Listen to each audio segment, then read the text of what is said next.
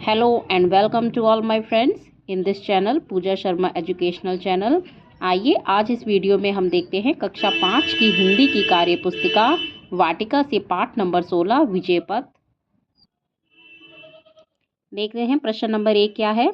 आप चित्र में क्या देख रहे हैं। जैसे कि हम इस चित्र को देखते हैं तो इसमें मुख्य रूप से कछुआ और खरगोश इस कहानी पर इनके बारे में जो है ये पाठ आधारित है, तो इसलिए हम इसमें लिखते हैं कि कछुआ इसमें क्या है वो चलता जा रहा है और खरगोश सो रहा है। प्रश्न नंबर 2, चित्र को देखकर कहानी के लिए उपयुक्त शीर्षक बताइए। तो हम इसमें और कौन कौन से शीर्षक ले सकते हैं तो उनको लिखेंगे। जैसे कि इसका नाम हो सकता है हार और जीत, परिश्रम का फल, दौड़ आदि। प्रश्न नंबर 3 है, कहानी में आप कछुआ या खरगोश किसकी भूमिका निभाना पसंद करेंगे और क्यों। तो हम लिखते हैं हम कहानी में कछुआ की भूमिका निभाना चाहेंगे क्योंकि वह लगातार चलकर जीत गया था। आगे देखते हैं प्रश्न नंबर 4। प्रश्न 4 है, नीचे दिए गए वाक्यों को शुद्ध कीजिए। हमें यहाँ पे कुछ वाक्य दिए गए हैं, ये अशुद्ध लिखे हैं, यानी कि जो इनका क्रम है वो सही नहीं है।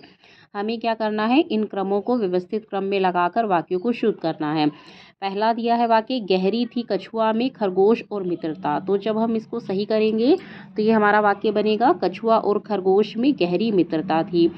इसी तरह से दूसरा वाक्य बनेगा, दोनों साथ साथ रहते और खेलते थे। फिर है, प्रारंभ गिलहरी सीटी दौड़ बजाकर कीने। तो अगर हम इसको सही करते हैं तो हमारा वाक्य बनेगा, गिलहरी ने सीटी बजाकर दौड़ प्रारंभ की। इसी तरह से जब अगला हम वाक्य सही करेंगे तो ये आएगा, खरगोश पेड़ की छाया में बैठ गया। और अंतिम हमारा वाक्य दिया है, जानवर तमाम पहना कछुए हैं को रहे मालाएं। तो हम इसे व्यवस्थित करते हैं तो ये हमारा वाक्य बना, तमाम जानवर कछुए को मालाएं पहना रहे थे। अब देखेंगे प्रश्न नंबर 5, निम्नलिखित भिन्नार्थक शब्दों से वाक्य निर्माण कीजिए। हमें यहाँ पे कुछ शब्द दे रखे हैं, तो देखिए यहाँ पे ऐसे शब्द दिए हैं जो एक जैसे हैं, लेकिन इनका जो अर्थ निकल रहा है वो दोनों बारी में अलग अलग निकलेगा। जैसे कि पहले हमें दिया है तेज, इस तेज का अर्थ है होशियार, तो हम इस पर वाक्य बनाएंगे कि अमन एक तेज बालक है। और एक तेज हमें दे रखा है जिसका अर्थ है धारदार, तो हम इसका वाक्य बनाते हैं तो यह चाकू बहुत तेज है। तो इस तरह से हम बना सकते हैं। फिर दिया है कुल, यहाँ पे कुल का अर्थ दे रखा है योग, तो हमने वाक्य बनाया, 2 और 2 का कुल जोड़ 4 है। फिर हमें दिया है कुल, इसका अर्थ होता है खानदान, तो हम वाक्य बनाएंगे, मेरा कुल बहुत बड़ा है। फिर है कनक, इसका अर्थ है स्वर्ण यानी कि सोना, तो हम लिख सकते हैं कनक एक धातु है। और लास्ट है कनक यानी धतूरा, तो इसका वाक्य बनेगा, भगवान शिव पर कनक चढ़ाते हैं। तो ये तो था प्रश्न नंबर 5 का हल। आगे देखेंगे प्रश्न नंबर 6, चित्र के आधार पर घटनाक्रम को समझते हुए कहानी बनाइए और उसे अपने शब्दों में लिखिए। देखिए हमें यहाँ पे कुछ चित्र दिए हैं, इन चित्रों को हमें ध्यान से देखना है। जैसे कि हम चित्र में देख सकते हैं, हमें यहाँ पे एक लड़की दिखा रखी है जो कि चूल्हे पर खाना बना रही है। इस तरह से यहाँ पे हमें दिखाया, इस चित्र में उस लड़की को थोड़ा दूर दिखाया गया है। और यहाँ पे मेंढक और चूहा, इन दोनों को थोड़ा आपस में जैसे वो बातचीत कर रहे हैं, इस तरह ये चित्र दिया हुआ है। इस तरह से अगले चित्र में है, मेंढक यहाँ इसके लड़की के पास जा रहा है और चूहा दूर से देख रहा है।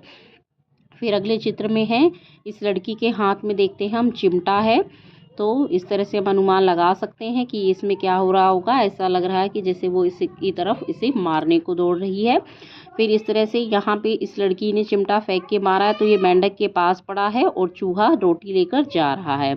इस तरह से अंतिम चित्र में हमें दिया है, इन दोनों के पास एक रोटी है। तो आइए इन चित्रों को हमने अब समझ लिया है, तो इस तरह से इनकी हेल्प से हम एक कहानी बनाते हैं। हम लिखेंगे, एक लड़की चूल्हे पर रोटी बना रही थी।